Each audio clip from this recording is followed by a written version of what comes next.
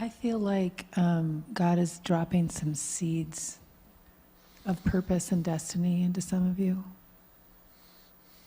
Like there's kind of an awakening, kind of an aha moment, like, oh, we didn't think that's what we were going to do, or we didn't think that that was purpose for us. And I feel like I've heard a couple of them. If you don't mind, I'd like to give you a couple. Is that couple that's in you're in black and you're in a brown sweater right here? Yep, that's you. Yep.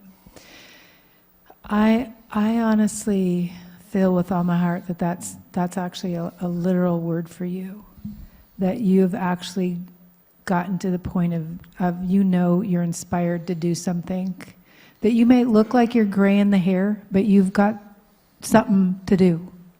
And you know it. And I feel that God's honoring the request to give you the years to do it. Amen.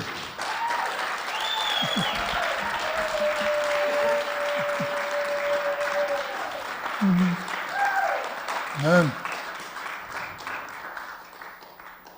Yeah, I don't know what that means, but I don't get the meanings too.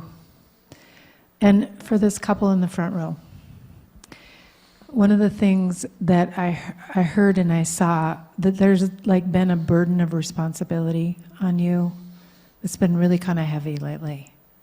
And I literally saw you as a little girl just like dancing and free and being able to just, I don't know, you were just a lover of people, and you haven't been able to do that lately. Whatever the heaviness has been going on with you.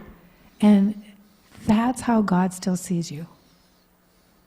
100% how he still sees you. It's like you're a little butterfly and you get to go from piece to piece and just make people happy when you get there. And he literally wants to release you to do that. He's like, let me cover the burden. I'll cover the burden. You go be who you were created to be. It's like 100% you're an encourager. You can actually walk into the darkest of people's moments and they walk away going, what was so bad about that? and he wants you to get back to your calling of being an encourager. Right? It's the enemy that's come against what's going on right now. Yeah? So you can understand that relates to you? Okay. Yeah. And my last one, can I do one more? Yeah. Okay. You can do as many as you want. Okay. For the couple in the back, with you have green on, and yep, you're in a brown coat. That's you guys smiling. Yep. Might not be green. Yeah. Oh, is it green? Is it blue green? Sorry, can't see. There is like I don't think you understand the magnitude of the call on your life for almost an entire people group. That you have a people group that you're supposed to reach. And you've known it. You've known it forever. You know, and it's like this block, that block, this block, that block. You know, I don't have time. They're not listening. I don't even know what the things are, the discouragements are. But he wants you to be released to do that. He's 100% saying, go get them. I'll provide the resources. I'll provide the time. I'll provide, what you need. But I need you to have faith to go get them. Amen. Amen. Amen. Yes? Yeah. Does that make sense to you? Yeah. Okay. Yeah. All right. Do you want to give a couple? This is not what we were planning on doing, but hey. Hey. We've been on a loose path since we got here. I love you guys. I love you guys. No one's kind of going, well, that's not on the agenda. Yeah. This couple, third row in the middle, Yeah. the blue-green. I feel like you've been in maybe a season of waiting, not knowing which way to turn maybe, or maybe it's transition. I don't know the right word necessarily, but I feel like you've in the secret been being prepared. It might not look like it on the outside, but God's saying it's time. It's time. And you don't have to have everything done. And I think that's been a worry or a concern. And he's saying, no, I'm not leaving you. I'm putting you in the game. Okay? I don't know where it is. I've been asking if it was what role, but you've prayed. I believe you tarried. And so I just want to encourage you that season's over. Amen. Yeah, amen.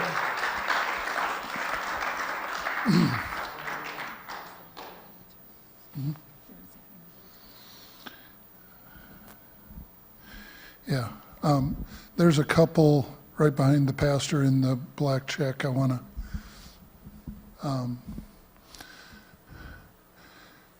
God has seen your heart as you've prayed and prayed and prayed and waited and prayed.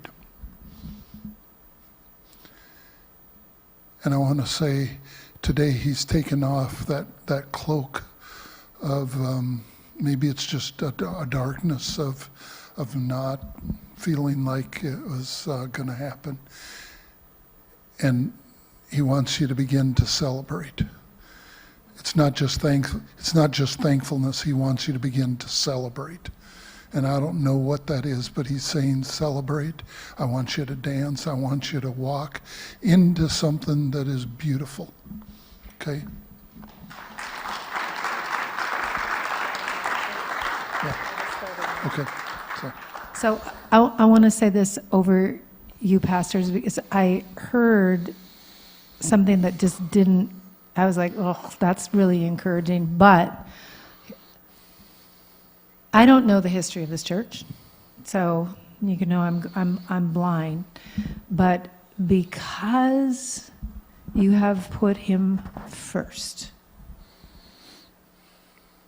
because that's been the mandate way before it was cool, to do worship or prayer rooms, or like it's been like it is the foundation. He said, because they've put me first, I'm going to send them the least of these. Now I was like, well, okay, that's encouraging.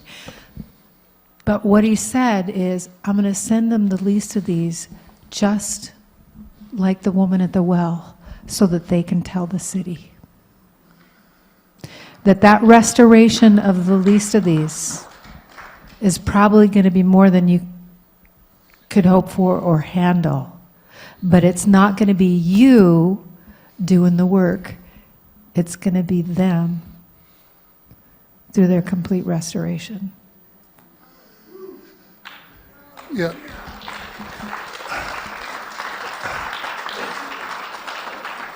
Yeah, let me put a comma on it. So the word I heard for this church was, he's weaponizing love. Okay?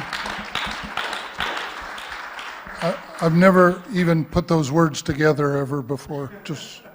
But it's like he's saying, I'm weaponizing love, because that's the attraction. You guys have prepared the ground, but it's weaponizing love so that people will come here to actually find peace.